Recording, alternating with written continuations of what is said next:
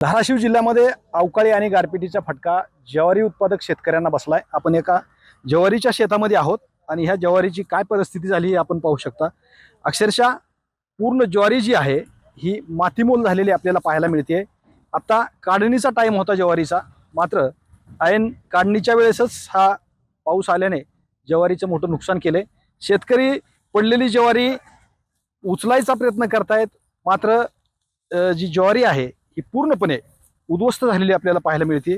ही ज्वारीचं कणीस जी आहे ही पूर्ण मातीमोल झालेलं पाहायला मिळते। या कणसावरती ही अशा पद्धतीने माती जी आहे ती जमा झाली आणि आता ही ज्वारी पूर्णपणे काळी पडणार आहे आणि ह्याचं मार्केटमध्ये मातीमोल किमतीने ही ज्वारी विकली जाणार आहे। किती एकरचा फळ आहे? 4 एकरचा हे पण आहे आणि नेमकं काल गुढीपाडव्याचा सण होता, त्या निमित्तानं शेतात आलो होतो मी। त्यावेळेस दुपारी 3च्या आसपास गारपीट चालू झाली आणि जेवढी ज्वारी होती तेवढी सगळी खाली पडलेली दिसायला लागली। कारण आता काय होणार आहे, ह्याला काढाय मजूर मिळणार नाहीत।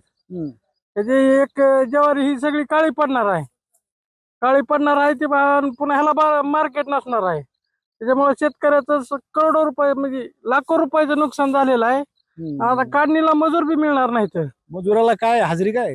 हाजरी कमीत कमी 500 ते 600 रुपये हाजरी आहे एका बाईला। बर, आणि गड्याला तर 1000 रुपये लागते ज्वारी काढायला।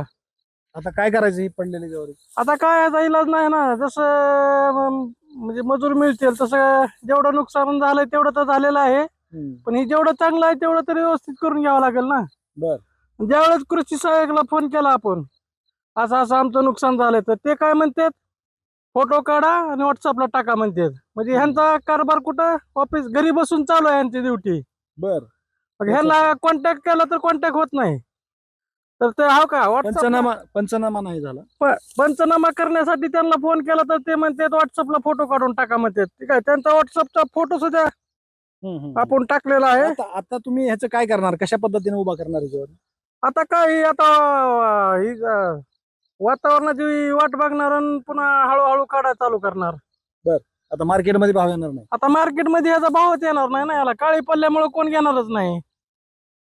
आणि एकंदरीत धाराशिव मध्ये बघा, धाराशिव जिल्हा हा प्रामुख्याने ज्वारीच्या उत्पादनासाठी प्रसिद्ध आहे, मात्र ज्वारी जी आहे ती पूर्णपणे उद्ध्वस्त झालेली आपल्याला पाहायला मिळते। त्यामुळं शेतकरी अडचणीत सापडलेला आपल्याला दिसतोय।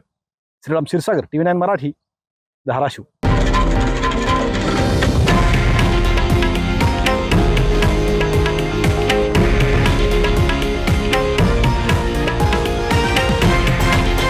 हे आहे देशातील नंबर 1 न्यूज नेटवर्क आणि आपण पाहत आहात TV9 मराठी, एकमेव।